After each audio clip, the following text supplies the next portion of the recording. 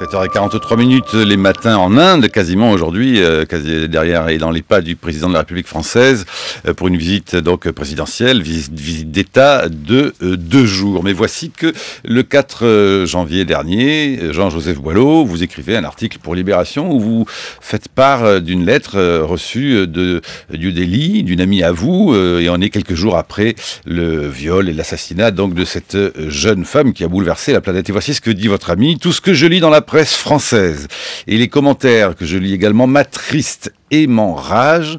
Tous les clichés qui sortent sont odieux. Nous avons tous très honte en Inde d'être même indiens, mais en même temps nous sommes aussi fiers de la révolte populaire qui a découlé de cet assassinat et qui continue depuis presque 2 semaines maintenant. Et je suis moi personnellement très fier, dit votre ami, de faire partie de cette révolte. Ah, que de clichés colporte-t-on sur l'Inde, évidemment, en France, pays que nous connaissons mal, et dans la mesure aussi où nous laissons chaque fois peut-être un peu le leadership aux Anglais pour s'intéresser à l'Inde. Mais voici que là, il faut quand même y aller très sérieusement, avec notamment à l'occasion de ce voyage du président de la République française en Inde. Alors, avec vous, Jean-Joseph Boileau et Kumar Ananda, on va essayer de comprendre de quoi il retourne, et peut-être la première d'ailleurs de toutes les énigmes du jour sont celles-ci. On dit voilà, le président de la République française part en Inde pour sans doute faire beaucoup de commerce, mais il ne faut surtout pas le dire. Expliquez-nous. Oui, parce qu'on ne va pas signer de contrat de Rafale. Vous savez qu'il y a quand même 10-12 milliards à la clé. C'est quand même, si ça se confirmait, je pense qu'il y a de grandes chances que ça se confirme en 2013-2014, le contrat du siècle pour le Rafale quand même, et peut-être une porte de sortie de Dassault dans ce secteur-là. Deuxièmement, au-delà du Rafale, c'est en fait l'ensemble de l'industrie militaire française qui est autour du président, qui était à Bangalore, c'est Thales en particulier, et c'est surtout un élément essentiel qui est en train de se produire, c'est le basculement de l'Inde, sa sortie de l'ère soviétique. Ça, on ne l'a pas suffisamment compris, mais lorsqu'Indira Gandhi, dans les années 80, veut s'affranchir de la tutelle américaine, elle se tourne vers un accord stratégique avec l'URSS, qui va quand même durer jusqu'à aujourd'hui. Bon, ils n'en sont pas très contents, les matériels sont pas très fiables, le dernier porte-avions quand même a eu un retard de 2 ans, et voilà, tout d'un coup qu'ils veulent mettre en place une industrie militaire indienne, véritablement, et que leur grand partenaire, effectivement, c'est la France. Kumar Ananda, vous connaissez parfaitement bien notre pays, et vous êtes indien, vous travaillez en France notamment pour conseiller de grandes entreprises françaises, à savoir comment, au fond, on s'installe et on travaille sur le marché indien. Vous êtes conseiller chez Tata Consultancy, un très gros groupe que l'on connaît ici, surtout notamment pour la fabrication de voitures, mais c'est un groupe qui fait infiniment beaucoup d'autres choses, plus encore que la question des voitures. Pourquoi insistez-vous, selon vous aussi, sur le fait qu'il n'y aura aucune signature de contrat pendant le déplacement présidentiel français? Et pourquoi, je vous pose la question à vous, est-il si important que la France, sur des questions protocolaires très précises, fasse donc à ce point honneur aux Indiens? Je reprendrai, merci. Donc, je reprendrai un peu l'explication que Jean-Joseph nous a donnée, et surtout le point de vue des Indiens qui disent effectivement il ne faut pas confondre visite officielle et signature des contrats. Alors, en France, effectivement, on a tendance à faire l'amalgame entre le monde politique et le monde des affaires. Souvent, en fait, c'est très lié. Donc en Inde, c'est 2 mondes bien distincts. On ne fait pas les affaires avec des politiques, c'est avec des entrepreneurs. Et l'Inde, c'est un pays d'entrepreneurs. Et une délégation politique n'est pas une délégation d'entrepreneurs avec qui on fait des affaires. Donc souvent, effectivement, en Inde, il y a une vraie différence entre effectivement tout ce qui est officiel et politique. Et le monde des affaires, en fait, on traite avec des entrepreneurs en Inde, on ne traite pas avec des politiques. Donc c'est une des raisons pour lesquelles, effectivement, il y aura cette nette distinction pour les Indiens, qui n'est pas si évidente en France, où il y a cet amalgame entre, les grands groupes et, le monde politique. Les deux vont faire des affaires, dans la main, mais en Inde, ça se fait pas ainsi. On n'a jamais de délégation, effectivement, d'entrepreneurs en France qui vont faire des affaires sans les politiques. Or, c'est ça peut-être qu'il faudrait envisager en France. Bon, et comment expliquer aussi, par exemple, la présence de ministres dans ce voyage, comme la présence de la ministre de l'Enseignement supérieur et de la Recherche, Mme Fioraso, et le ministre des Transports, Frédéric Cuvillier. On dit, par exemple, qu'on trouve qu'il n'y a pas assez d'étudiants indiens en France. Il y en a 2500. Mais il y a 10 fois plus de Chinois, par comparaison, par exemple. Historiquement, je pense que pour les Indiens, la France n'a pas été une destination pour faire des études, pour la simple raison que la langue. C'était, je dirais l'excuse, la langue. Je pense qu'en fait, les Indiens ont aussi aujourd'hui, surtout depuis les années 2000, depuis les années 2000, ont un peu ouvert leur horizon. On les voit de plus en plus en France. Donc aujourd'hui, le nombre d'étudiants indiens en France, elle augmente. Aujourd'hui, on est passé à 2005, 3000. Et l'État français a aussi mis en place des dispositifs, que ce soit en Inde et aussi en France, des structures d'accueil pour ces étudiants. Il y a une vraie attirance en tous les cas pour les étudiants indiens pour faire des études en France. Donc il y a la qualité de la vie, la qualité en tous les cas de l'enseignement. Il y a de plus en plus d'écoles qui ont des partenariats aussi avec des écoles indiennes. Et l'Inde aujourd'hui compte une jeunesse qui, je dirais, s'il faut absorber tous ces étudiants dans les universités indiennes, il faut construire, d'après les écoles françaises en Inde, une université de 25 000 étudiants tous les mois. Ah d'accord. Voilà. Donc il y a une demande aujourd'hui, une demande gigantesque en Inde, et les étudiants indiens vont au-delà de l'Inde. Donc les États-Unis, c'est saturé, les UK, c'est saturé. La France reste aussi un pays où on peut faire des études de qualité avec des coûts qui sont intéressants pour un étudiant indien. Alors Kumar Ananda, puisque vous accompagnez, vous conseillez, vous expliquez au fond ce qu'est le marché indien aux entrepreneurs français, je ne sais pas moi, qu'expliqueriez-vous au président de la République pour lui dire quand même comment, entre la poire et le fromage, il faudra convaincre l'Inde d'acheter des avions militaires français?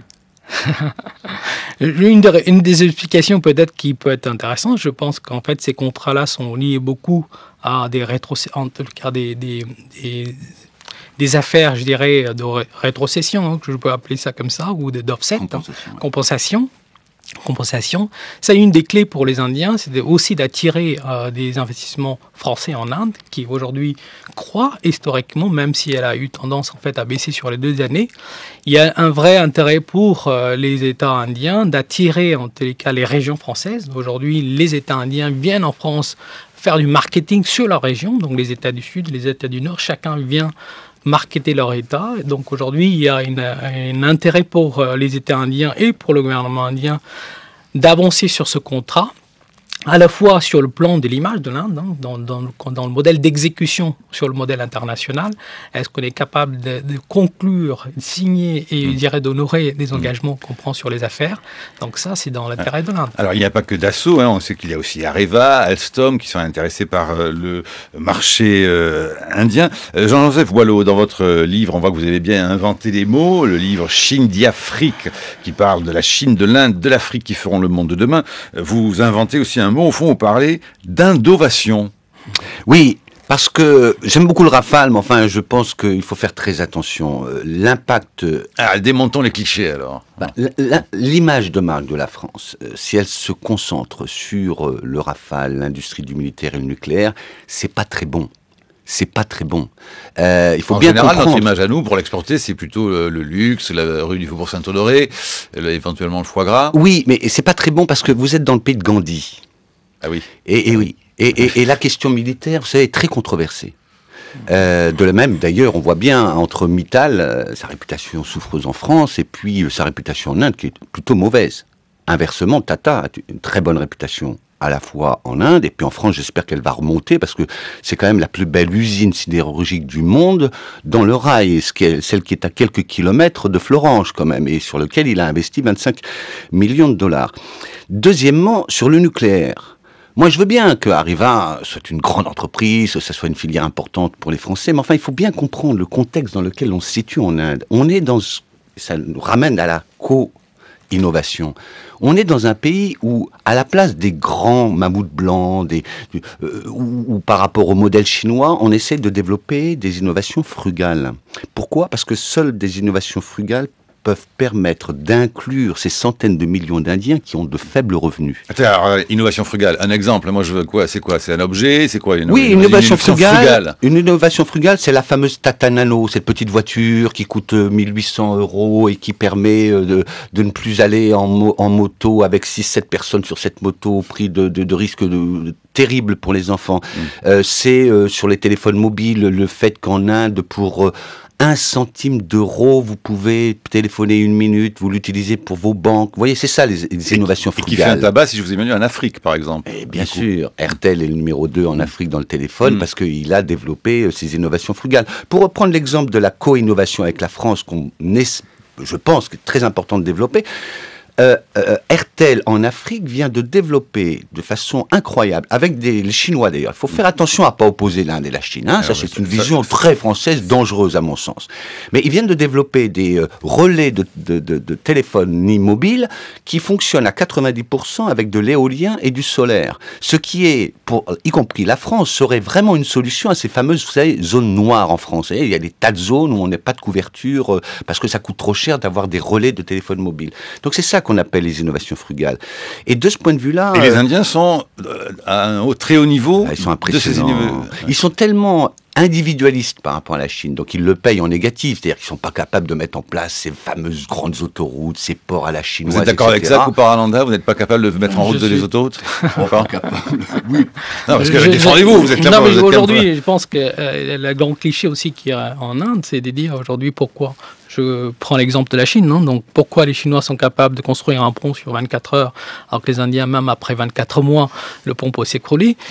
Aujourd'hui, je pense que l'infrastructure, les secteurs stratégiques en Inde, c'est encore, je dirais, dans l'Inde post-indépendance, dans le monde politique. Aujourd'hui, en Inde, contrairement à la Chine, l'intelligence, en tous les cas, le capital intellectuel va plus dans les entreprises et moins dans les politiques, contrairement à la Chine. Donc aujourd'hui, tout ce qui est dans le monde privé est réussi en Inde. Donc en Inde, effectivement, quand le projet de l'aéroport de Delhi a été confié au monde privé, ça a été construit sur 48 mois. Vous avez d'autres aéroports en Inde qui sont encore dans le monde, je dirais, politique, qui après 24 ans sont toujours là, dans le même statut. Donc tout dépend effectivement où l'exécution, le modèle d'exécution en Inde est un problème. Donc aujourd'hui, l'entrepreneuriat, en tout cas le monde privé, c'est exécuté en Inde des projets aujourd'hui, et alors que le monde public est toujours resté en fait dans le modèle, on va dire, avec tous ces clichés qui sont surtout attachés, je veux dire, dans ce secteur-là. Les problématiques aujourd'hui de d'autoroute, aujourd'hui, on ne peut pas dire qu'en Inde aujourd'hui l'infrastructure est défaillante. Il y a des investissements colossaux qui ont été réalisés dans les années dernières, donc que ce soit dans les routes, que ce soit dans l'aérien, que ce soit, je dirais, dans le train. L'échelle du pays, effectivement, ça va prendre quelques décennies pour couvrir tout le pays. Donc, c'est la taille de l'Europe. Donc, c'est des investissements qui sont estimés à 500 milliards de dollars pour les années à venir. Donc, aujourd'hui, il y a beaucoup d'ouverture de ces secteurs-là. Donc, il y a des partenariats. Donc, je pense qu'en fait, en termes de qualité d'infrastructure, l'Inde, en fait, n'a jamais eu autant de belles autoroutes, je dirais, si on peut appeler ça, des systèmes aériens d'infrastructure.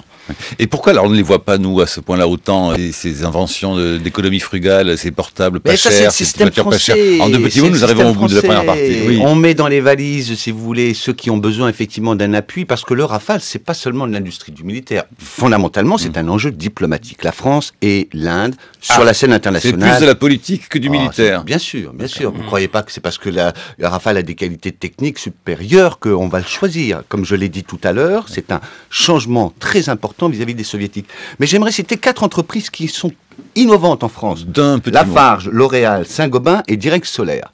On n'en parle pas. Or, ce sont des implantations incroyables en Inde, des succès fantastiques. L'Oréal a innové en Inde et elle le développe à l'échelle du monde dans ce qu'on appelle les dosettes.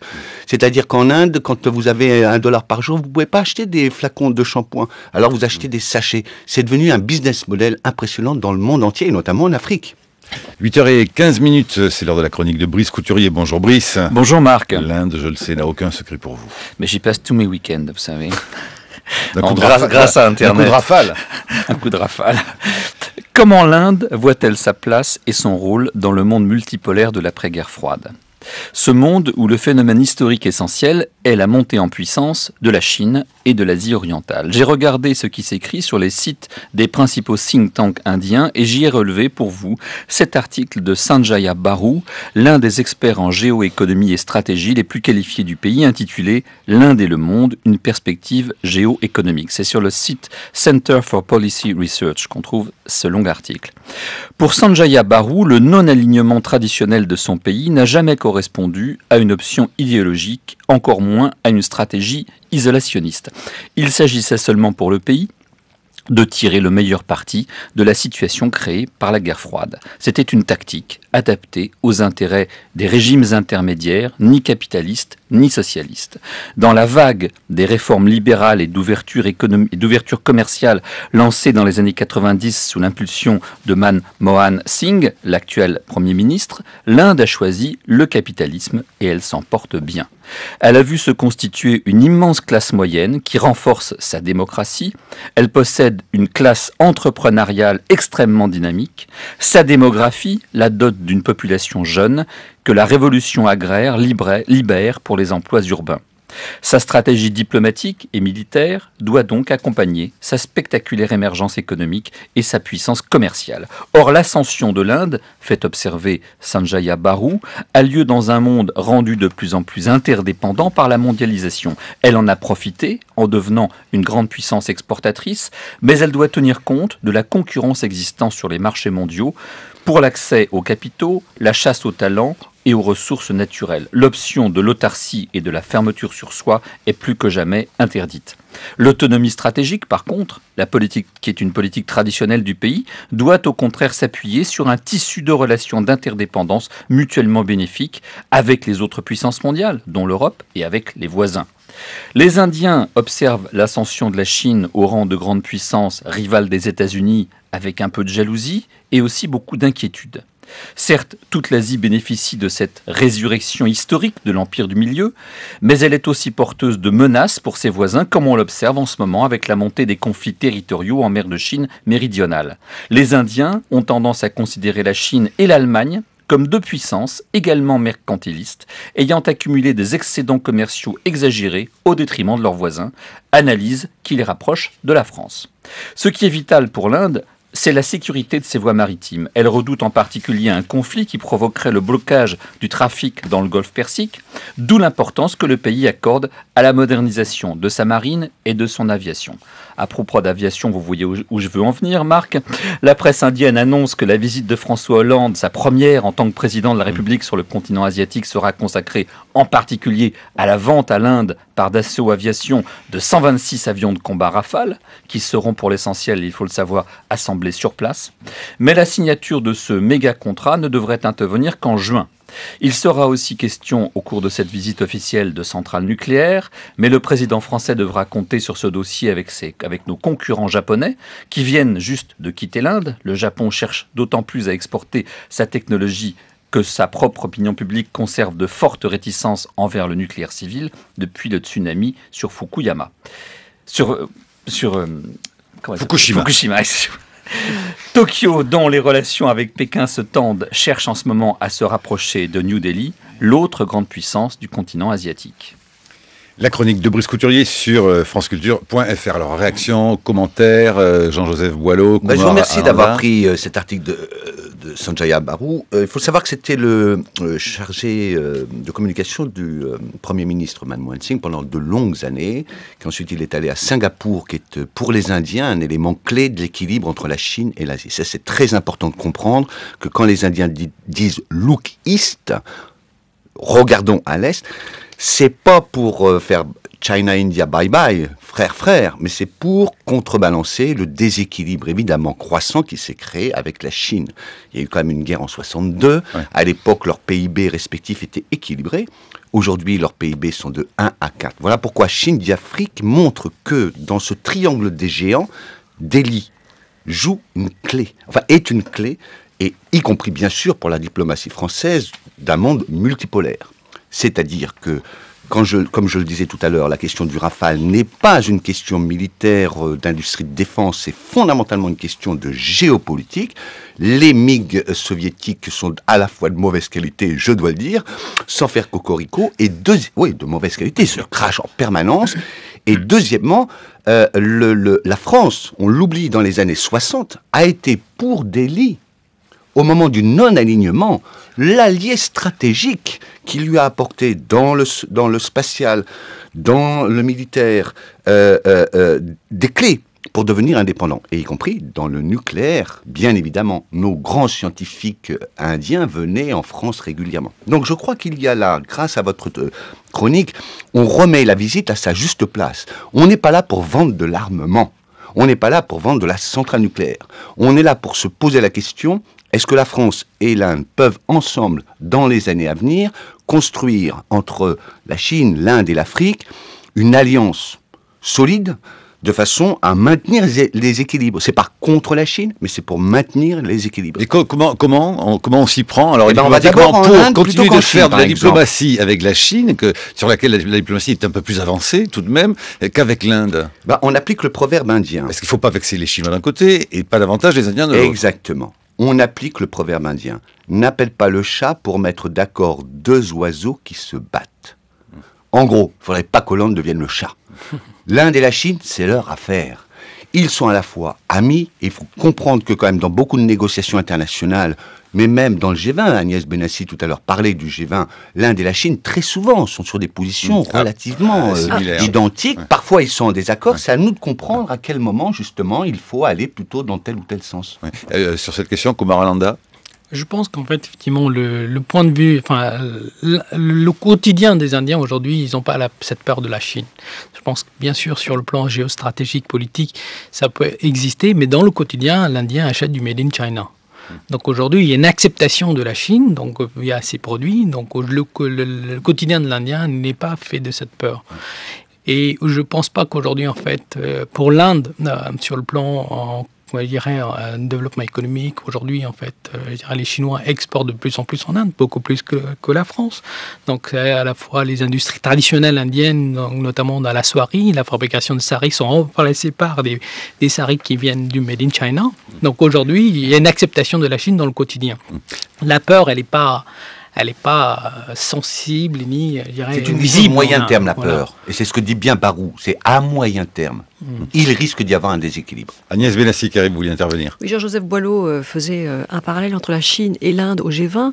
Je pense qu'il y a quand même deux poids, deux mesures. Si le jour où l'Inde a la présidence du G20, je me demande vraiment quelles seront les orientations.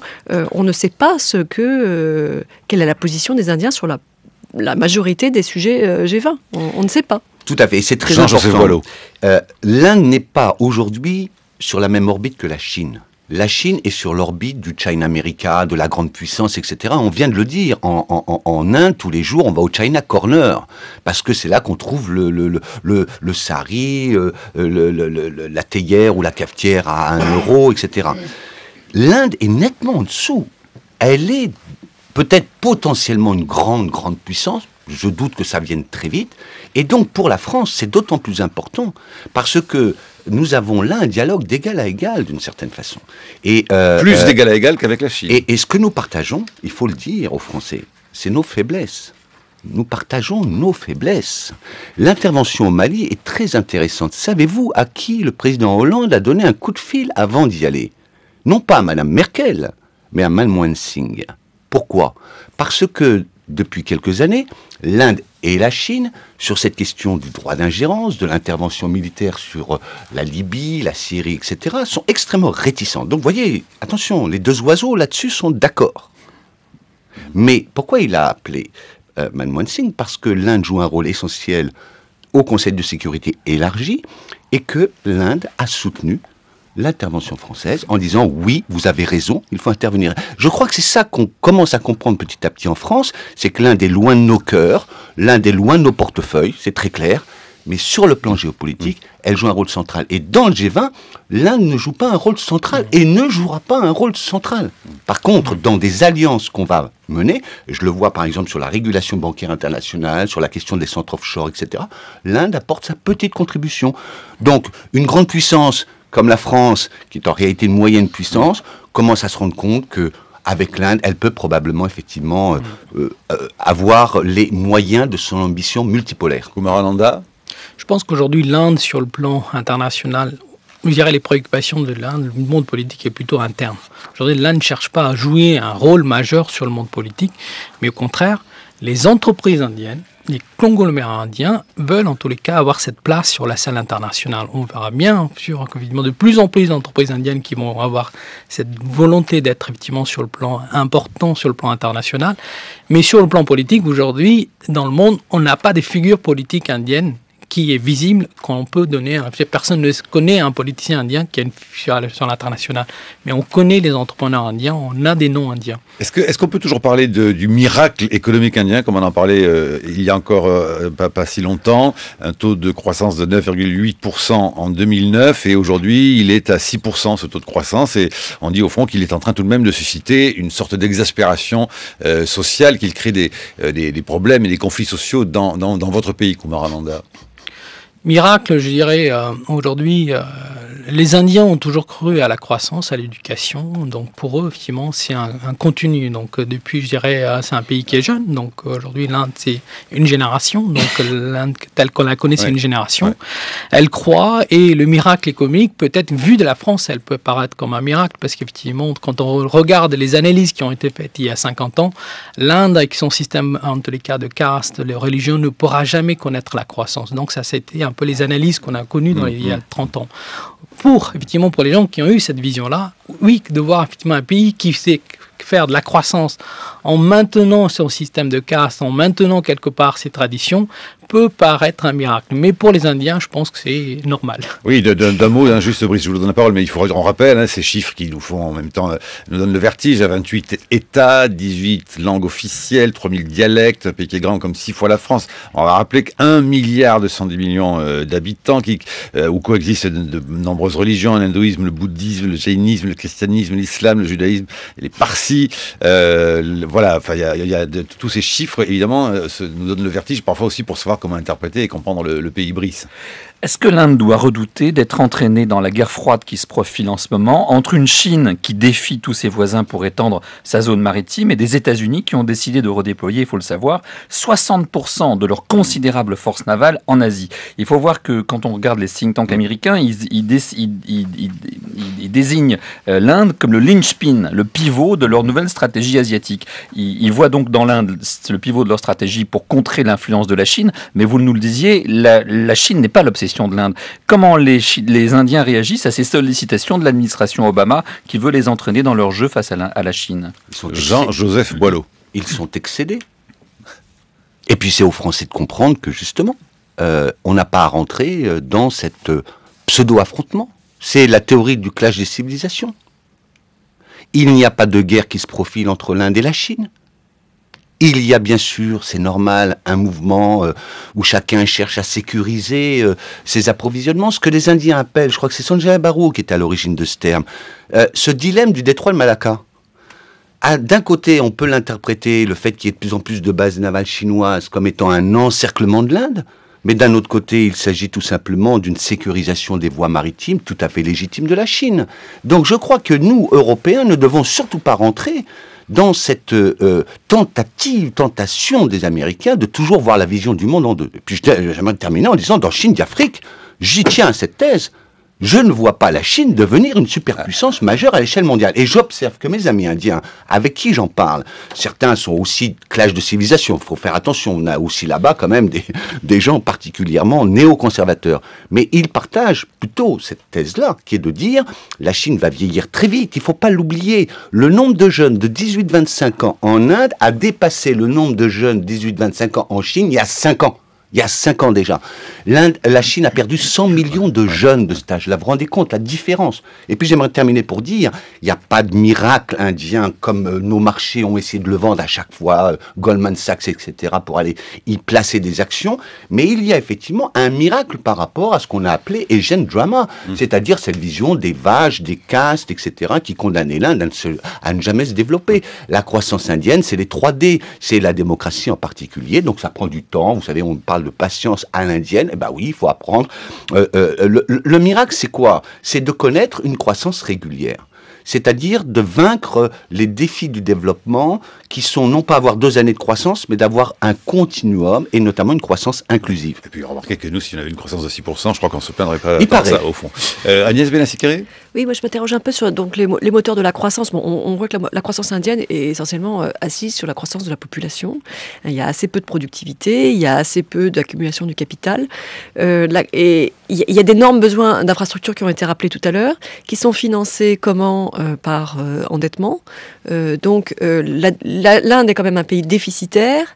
Depuis longtemps. Donc, comment est-ce que vous voyez l'avenir de ces financements ? Comment est-ce qu'on peut changer de braquet en ayant cette difficulté de financement ? On voit que la Chine, à côté, a une énorme épargne qui ferait mieux de s'investir en Inde, probablement, que de s'investir aux États-Unis. Mais comment est-ce que vous voyez cette réorientation ? Agnès Benassi, c'est notre obsession chinoise, vision napoléonienne du monde. Si on ne fait pas 40% de taux d'investissement, ça n'ira pas. Mais attendez, la Chine a fait 10% de croissance en 30 ans parce que c'est fini. L'Inde, elle a une trajectoire tout à fait différente.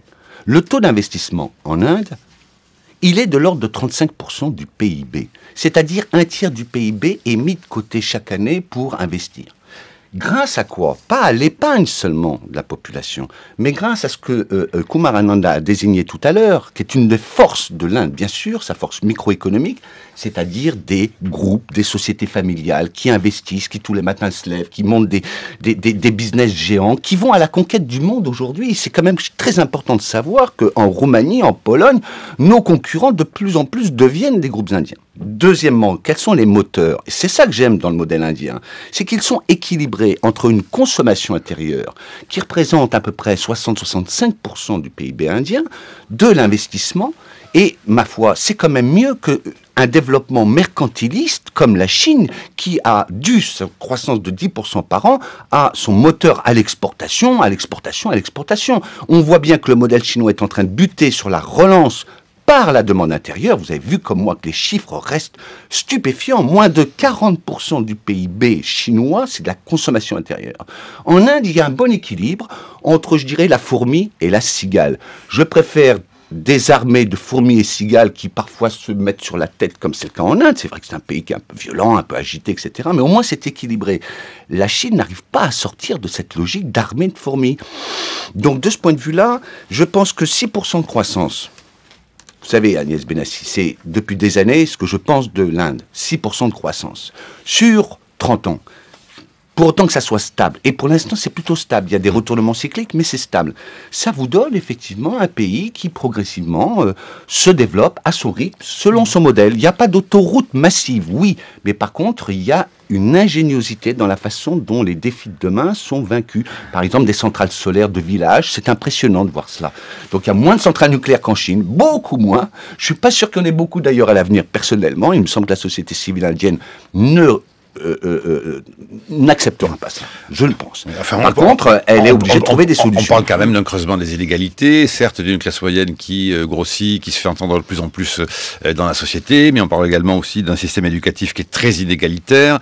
Il y a quand même beaucoup de travail par rapport à ce que, ça c'est les Français toujours, vous savez. Ils voient toujours les verres à moitié vides ou aux trois quarts vides. Vous avez l'air de les voir aux trois quarts pleins, j'essaie de... Non, il n'est pas trois quarts plein. Ce que j'essaie d'expliquer, c'est que depuis 30 ans, quand on regarde les inégalités, mais en Chine, elles ont explosé aussi. L'important, c'est pas les inégalités, c'est quel est le mouvement d'ensemble du bateau. Et de ce point de vue-là, quand je vois le taux d'analphabétisme qu'il y avait en Inde, quand j'ai commencé à travailler sur ce pays dans les années 80, et puis aujourd'hui, la première industrie du pays, c'est les écoles, les collèges, les universités. Voilà. Simplement, c'est un modèle qui est difficile pour les Français à comprendre. L'Inde forme plus d'ingénieurs chaque année que toute l'Europe unie, ce qui est quand même assez spectaculaire. Oui, je voudrais revenir sur la visite en Inde de François Hollande et des convergences possibles entre nos deux pays sur des points essentiels. Je citais tout à l'heure cette étude donc de Sanjaya Baru, que vous connaissiez, moi pas, qui dit entre autres que la puissance, la montée en puissance de la Chine Chine est comparable à celle de l'Allemagne et que dans les deux cas, on a affaire à des puissances mercantilistes qui assoient leur ascension sur le commerce extérieur et qui le font de manière quelque peu déloyale. L'expression qu'emploie Sanjaya Baru en anglais, c'est « beggar your neighbors », qui est très dur, qui veut dire quelque chose comme « faites la poche à vos voisins ». Est-ce que là aussi, dans la mesure où la France, effectivement, est pas dans le commerce mondial, dans le commerce bilatéral avec l'Allemagne, est fortement déficitaire, comme l'Inde est fortement déficitaire à l'égard de la Chine, est-ce que c'est pas aussi quelque chose qui rapproche nos deux diplomaties, nos deux pays? Jean-Joseph Boileau, Kumaralanda. Je pense qu'aujourd'hui, la position de l'Inde sur le commerce international, oui, l'Inde aujourd'hui est devenue un pays de grands exportateurs, mais je pense qu'en fait, je reprends le point, je dirais la croissance indienne est essentiellement interne aujourd'hui, et aujourd'hui on parle de 6%, 9%, et je pense qu'en fait, à vrai dire, je ne suis pas économiste, mais Jean-Joseph Boileau est en Inde pour faire des statistiques, mais je pense à vrai dire, c'est difficile de savoir quelle est la vraie croissance en Inde, au même titre qu'aujourd'hui on dit qu'on est 1,2 milliard, 1,3 milliard, on ne sait pas exactement. Ouais. Mais en tous les cas, moi, ce que j'observe en Inde, cette inégalité qu'on peut percevoir quand on va en Inde, a priori, qu'en venant de la France, qui a fait la Révolution française, effectivement, l'injustice peut être frappante à première vue. Mais ce que j'ai observé sur les 20 dernières années, je dirais, il y a une croissance. Les gens, la qualité de vie des gens, en tous les cas, de la classe moyenne, elle s'améliore. Les gens s'équipent, les gens sont en tous les cas optimistes et ils croient en tous les cas en Inde, ils croient à l'éducation. L'éducation est la première industrie en Inde. Il y a des universités qui poussent dans les villages, donc tout le monde devenir ingénieur. Donc aujourd'hui, on le sent, on le voit. Et après, je dirais qu'elle soit aujourd'hui, quand on est dans le sud de l'Inde, que l'Inde va faire 10%, 6% pour les Indiens, qu'on est très très loin de ces statistiques-là. En tous les cas, à l'échelle de la famille, il y a une croissance, ils avancent, ils investissent, ils se projettent sur les 20 dernières années. Est-ce que la très grande indignation de la société indienne que l'on a mesurée ici, après justement le viol de cette jeune fille au mois de décembre dernier, montre aussi justement cette croissance-là de la société, des classes moyennes, va-t-on dire, qui visiblement appellent par une sorte de démographie nouvelle de la classe moyenne, appel à des changements. Attendez, moi je crois qu'il faudrait se méfier un peu de cette classe moyennisation des théoriciens français. Alors, la classe moyenne indienne n'est pas très progressiste d'ailleurs. Elle appartient plutôt à des castes hindoues et c'est celle qui supporte Modi. Et c'est pas très croissance inclusive. Par contre, ce qu'on observe, c'est que toutes ces ONG, cette société civile qui se développe, le Sari Rose, le gang du Sari Rose, c'est beaucoup plus important que les mouvements de classe moyenne, comme on dit, de Delhi. Le gang des Sari Rose, ce sont des femmes dans l'Uttar Pradesh, qui portent tous d'ailleurs des Sari Rose, et qui interviennent à chaque fois qu'une femme est violée, battue, etc. Son livre vient d'être publié en France. Je recommande à vos auditeurs de lire cette histoire fantastique. Agnès Benassi-Kéré. Je voulais revenir un peu sur la place de l'Inde sur la scène internationale et en particulier sur les sujets commerciaux. Lors de la crise alimentaire il y a quelques années, l'Inde avait été pointée comme un pays qui avait quand même envenimé les choses en restreignant les exportations de riz, qui avait fait exploser le prix du riz. Donc comment est-ce que l'Inde peut, dans les années à venir, se comporter? Bon, c'est un sujet extrêmement sensible en Inde, puisqu'il s'agit de l'alimentation de la population, mais en même temps, on voit qu'il y a un problème, c'est totalement... ce comportement est complètement banni par l'OMC. Donc, comment est-ce que... C'est un problème d'asymétrie entre ce que disait Kumarananda. La question est indienne, parce que c'est une démocratie, c'est une question domestique. Vous savez que l'inflation est de l'ordre de 10-12% aujourd'hui parce que l'offre alimentaire est insuffisante. Donc l'Inde est extrêmement sensible, pour des raisons politiques intérieures, à toutes ces exportations, importations. Alors la solution qui est trouvée, ça a été de développer des coopérations aujourd'hui avec les pays africains, notamment le Mali, on y reviendra j'espère tout à l'heure, pour que l'Afrique devienne autosuffisante. Et j'aime beaucoup cet exemple-là qu'a eu l'Inde. L'Inde est devenue autosuffisante sur le plan alimentaire. Alors c'est vrai, comme c'est un géant, il suffit qu'il y ait un tout petit déséquilibre de 2% pour que ça se sente sur le marché mondial, qui est très sensible à ces quantités marginales. Il s'agit d'une politique économique, il s'agit d'une politique du gouvernement qui a arrêté les exportations de riz. Donc, non, il s'agit d'abord d'une politique. C'est-à-dire que dans ce pays, il peut y avoir un gouvernement qui est jeté en l'espace de quelques mois, quelques semaines, si jamais cette soudure alimentaire pose un état de crise. Quand on parle des 300 millions d'Indiens qui vivent avec moins de $1 par jour, c'est-à-dire en fait ils sont juste au niveau de la soudure, il faut savoir que le prix des oignons qui régulièrement monte à des niveaux sans précédent parce que c'est un produit qui est très sensible, c'est un produit frais qui se transporte assez peu, ou le riz par exemple, peuvent créer tout d'un coup, faire basculer 100 millions, tenez-vous bien, 100 millions de personnes basculent tout d'un coup dans la difficulté alimentaire dès que l'inflation alimentaire dépasse 10% dans le mois. Donc de ce point de vue-là, l'Inde, comme ça a été dit tout à l'heure, c'est inward looking. Je me regarde d'abord, moi, mes équilibres. Sur cette question, aujourd'hui, je pense, comme Manmohan Singh, dans son plan pour cette année, là, je dirais, c'était plutôt de dire, c'est pas mariage pour tous en Inde, c'est plutôt alimentation pour tous. Ça, c'est la stratégie de l'Inde. Et l'alimentation, comme l'a souligné Georges Joseph, l'augmentation, l'inflation de l'alimentation, en fait, aujourd'hui, pour le gouvernement indien, c'est-à-dire les gens, les manifestations en Inde sont essentiellement liées à l'inflation. Donc aujourd'hui, les enjeux pour le gouvernement indien, c'est pas de gouverner l'Inde, c'est plutôt de ne pas être gouverné par les rues. Donc c'est la foule, la population, en fait, aujourd'hui, elle se mobilise pour des raisons d'inflation. Et c'est les enjeux aujourd'hui qui va faire effectivement la politique, en tous les cas, sur le plan alimentaire, elle va plutôt orienter pour satisfaire, en tous les cas, les besoins en interne, sur garantir les meilleurs prix. Mais la question d'Agnès Benassi est très importante. Comment concilier une démocratie qui a une vocation fondamentalement à résoudre ses défis internes et le fait que c'est une grande puissance par sa taille, par son modèle. Je veux dire, on parle du consensus de Pékin, oui, mais enfin, il y a quand même aujourd'hui, moi j'appelle ça le parfum de l'Inde à l'échelle de pays, comme l'Afrique, si vous voulez. Gandhi a été élu par Nelson Mandela, et l'idée qu'on puisse être démocratique et se développer, c'est quand même évidemment une alternative au modèle chinois. Et ça n'est pas sans poser de problème. Je voudrais que vous écoutiez le témoignage de Léo, de l'historien Michel Angot, notamment, et de Léo Mattei, pardon, sur le miracle indien et les faces plus sombres du miracle indien. Léo Mattei, qui est réalisateur de documentaire, explique comment dans certaines régions minières de l'Inde, comme le Chhattisgarh, l'État se sert du prétexte de guérilla maoïste pour priver les paysans de leurs terres afin de les mettre à disposition des multinationales qui exploitent leurs ressources. Écoutez donc Léo Mattei au micro de Tanguy Bloom. Il y a une forme de lutte qui s'installe en Inde un peu partout. Elle prend plusieurs formes, et notamment la lutte armée. Nous, le reportage qu'on avait fait, c'était dans une région d'Inde qui est très touchée par la guérilla naxalite, qui a repris beaucoup en main toutes ces revendications des populations tribales pour la terre et contre les grands groupes miniers. Le gouvernement qui utilise justement la guérilla comme manière d'arriver à ses fins dans pas mal d'endroits en délogeant les populations sous couvert de lutte anti-insurrectionnelle. Et donc ça rend plus simple, disons, l'exploitation des ressources dans des zones qui étaient habitées, quoi. Le fait d'avoir lancé en 2009 une guerre de grande ampleur contre la guérilla naxalite dans toutes ces régions riches en minerais, c'était clairement un signe fort aussi aux multinationales pour permettre un accès plus simple aux multinationales, oui. Des multinationales d'ailleurs certaines qu'on connaît bien ici, ArcelorMittal, dans certains autres États aussi, une multinationale comme Lafarge par exemple. La politique actuelle de l'État indien a besoin de multinationales et inversement. Clairement, l'État et les multinationales y trouvent leur compte. Voilà, Léo Mattei au micro de Tanguy Bloom. Alors, vous allez encore me dire que c'est un exemple caricatural français ? Pas du tout. C'est le problème des Français qui voient tout en blanc ou en noir. Rappelez-vous, Churchill, de l'Inde, on peut tout dire et son contraire. Moi, je peux dire tout le contraire de ce qui vient d'être dit. Mais ça ne veut pas dire que ce qu'il a dit, il a tort. Enfin, sauf sur une chose. ArcelorMittal n'est pas en Inde, Mittal n'est pas en Inde, et on n'en veut pas. Point.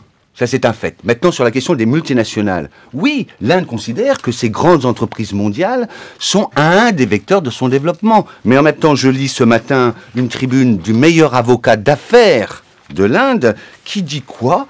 Qui dit que ce gouvernement n'arrête pas de surtaxer les multinationales. C'est une réalité aussi. Donc il faut faire attention. De l'Inde, on peut tout dire et son contraire, compte tenu de sa taille, mais aussi compte tenu de sa culture. C'est une culture, on le sait, qui manie, si vous voulez, de façon circulaire, le bien et le mal, le blanc et le noir. Et donc nous, on est un peu perturbés par cela. Non. L'Inde, il faut la prendre telle qu'elle est, c'est-à-dire avec ses aspects contradictoires. Et sur le plan des affaires, pour revenir à cet exemple-là, la question naxalite est une question essentielle, mais j'aimerais dire à notre interlocuteur que le naxalisme est né dans les années 60 où il n'y avait aucune multinationale en Inde. Le mouvement maoïste indien, ça date de 62. Naxalite, ça vient de Naxal, qui est un village, si j'ai bon souvenir, au Bengale, dont, là aussi, deuxième livre que je recommande à nos lecteurs, c'est un roman d'une des grandes romancières de l'Inde, Mahasveta Devi, qui raconte comment son fils, à elle, justement en 63, a été assassiné d'ailleurs. Donc ça, c'est l'Inde, c'est le pire de la Terre et le meilleur de la Terre. Saluons le très gros succès de la 8e édition du Salon de livre de Jaipur, qui vient de se terminer le 28 janvier dernier, et qui s'est imposé notamment comme le nouvel Eldorado de la culture en Inde. On compte par exemple qu'on a vendu 10 000 exemplaires de Jean-Marie Leclésio, traduit en Marathi. Et Mahasveta Devi a été l'invité spécial de ce festival de Jaipur, et vous trouvez sur l'internet ces demi-heures d'intervention. C'est un humanisme comme je crois qu'en France on ne sait plus le faire. Brice Couturier. On a dit que l'Inde n'était pas l'ennemi de la Chine et qu'elle ne se laisserait pas entraîner dans un conflit entre les Américains et les Chinois, mais on n'a pas parlé du Pakistan. Et là, il y a un conflit. Il y a vraiment un conflit. C'est terrible parce que le Pakistan est le vecteur de la Chine, bien évidemment. Bien évidemment, parce que le Pakistan, il faut le dire, moi je suis français, j'ai le droit de dire quand même différemment des Indiens, que les Indiens exagèrent beaucoup, bien évidemment. Il y a aussi cet inconscient collectif de la séparation, si vous voulez, qui a été quand même brutal, des millions de morts, il faut comprendre. Beaucoup de ministres aujourd'hui du gouvernement, en réalité, sont nés dans l'actuel Pakistan. Donc il y a cette alliance entre la Chine et le Pakistan qui sert les deux, bien évidemment, et l'Inde qui a du mal à se dépatouiller avec cette affaire du Pakistan. Mais il faudra bien qu'elle comprenne l'Inde, et c'est le rôle de la France. Alors là aussi, la visite, c'est pas vendre des rafales. Ils vont discuter de l'Afghanistan et du Pakistan. Ce sont des dossiers dans lesquels la France n'est pas un acteur nécessairement de premier plan, mais dans lesquels l'Inde a toute confiance. L'Inde a toute confiance dans la France, ce qui n'est pas le cas vis-à-vis des États-Unis, bien évidemment. Je pense que l'idée, à moyen terme, est de trouver, bien évidemment, une vraie solution à la question pakistanaise. Elle n'est pas simple, parce qu'elle requiert, de la part du Pakistan, de nettoyer dans ses écuries d'orgie, notamment le lobby militaire, qui n'est d'abord un lobby punjabi qui ne veut pas lâcher le pouvoir. Et puis, du côté indien, petit à petit, se faire à l'idée que, oui, on peut faire un win-win game, un jeu gagnant-gagnant. Et puis pour terminer aussi, les questions de société, puisqu'elles ont été beaucoup agitées ici, notamment la fameuse GPA, alors que le débat est très vif en France sur la gestation par autrui, pour autrui. Elle a été légalisée, cette pratique, en Inde en 2002, sans que, vous nous confirmerez ou pas, sans qu'il y ait eu des normes ou beaucoup de remous.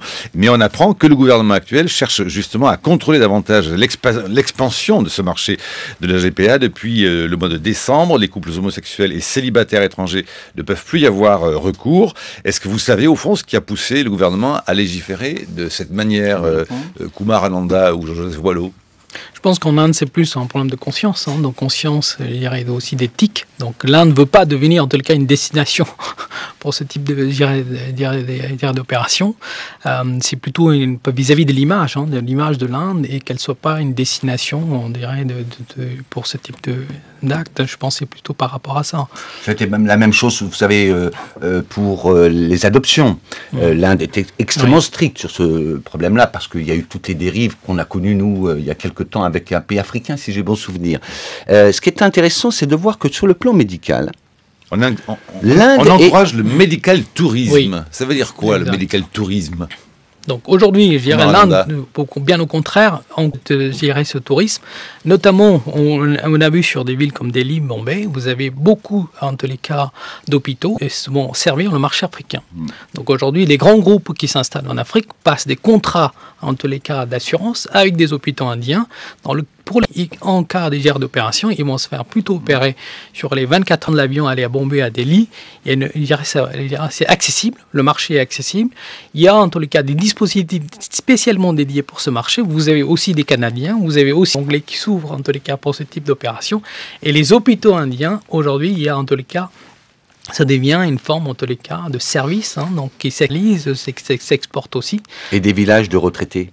Exact. Vous avez maintenant, en Grande-Bretagne, Jean-Joseph Boileau, tout un courant qui offre à des retraités la possibilité, voilà exactement, la possibilité de passer sa retraite en Inde avec des services médicaux, d'assistance sociale, etc. Alors, c'est pour ça que c'est très important de bien comprendre en France, dans un pays qui pense qu'on va vers la démondialisation, que ni la Chine, ni l'Inde, ni l'Afrique, ce que je dis dans Chine d'Afrique, ne veulent démondialiser. Alors bon, à nous de voir si on va s'y faire. Et dans ce domaine-là, la Chine a été l'usine du monde. Elle risque de le rester dans des usines, dans des branches sophistiquées. Et l'Inde, ce qu'elle sait faire, de façon pragmatique, c'est plutôt des services. Et notamment, dans ces domaines-là, services de santé. Et j'aimerais dire aux Français que c'est très important de ne pas cracher sur cette stratégie parce qu'elle permet, bien sûr qu'il y a des inégalités en Inde, mais elle permet de développer une industrie de la santé. Et que le gouvernement indien pense qu'à partir du moment où il développe une industrie de la santé, il va arrêter de voir ses infirmières ou ses docteurs partir aux États-Unis, en Grande-Bretagne. Vous savez qu'en Grande-Bretagne, un docteur sur 3, il vient quand même du sous-continent. Bon. Et l'idée, c'est de les retenir dans le pays. Donc, on dit aux Français qui veulent aller se faire soigner les dents qu'ils peuvent aller en Inde, que là, il y a des dentistes assez compétents, que c'est peut-être pas la peine d'importer des dentistes. C'est moins cher à Budapest. À cause de l'avion. Bien sûr, mais oui, bien sûr, mais vous avez aussi la possibilité d'avoir ce voyage en Inde, et c'est ça qu'ils font, et c'est passionnant, parce que ça se fait dans le sud de l'Inde, dans des endroits qui sont effectivement plutôt quand même pas trop chauds, qui sont près de la mer, avec des visites de grands temples. Nous irons nous faire soigner les dents.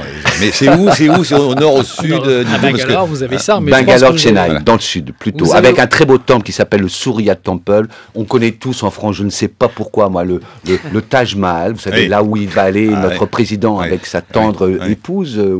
C'est important de comprendre d'ailleurs. Vous avez vu que cette fois-ci, il a été accepté. Alors c'est ma dernière question, et parce qu'il nous faut vraiment conclure. La dernière fois, le fait que le président de la République de l'époque, qui n'était pas encore marié, était quand même parti avec sa jeune fiancée, Carla Bruni, ça avait fait, paraît-il, un drôle de scandale un peu protocolaire en Inde. Cette fois-ci, le président de la République française, qui n'est toujours pas marié, avec Valérie Trierweiler, ça ne fait aucun scandale. On la considère comme première dame. Alors, et pourquoi? Qu'est-ce qui s'est passé entre-temps? C'est ça qui fait la ligne de la presse populaire. Eh bien, parce qu'on aime bien Sarkozy en plus pourtant en Inde, a priori.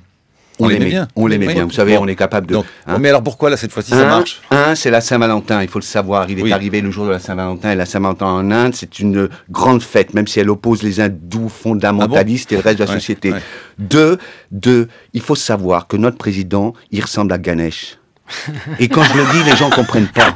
Regardez le Ganesh indien. C'est un homme à la fois débonnaire, qui a une petite bellique. C'est un éléphant, hein. C'est le dieu éléphant. Exactement. C'est le plus populaire d'Inde. Et il a les yeux rusés. C'est le dieu des voleurs, non? Et il a les yeux rusés. Je pense, moi, je dirais... Le dieu des voleurs et des commerçants. S'adapter. Et la dernière visite, ils ont bien compris comment le modèle français fonctionne. Et ils ont revu le protocole et l'ont adapté pour cette visite.